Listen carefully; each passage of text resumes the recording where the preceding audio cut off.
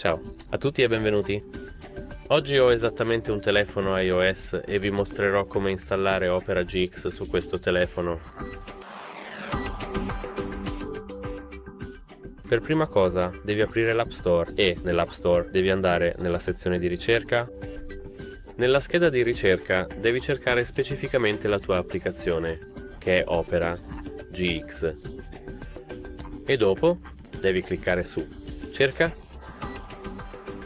Qui devi aspettare un attimo. Ora, come puoi vedere, c'è OperaGX. Ora devi cliccare su Ottieni. Doppio clic installare.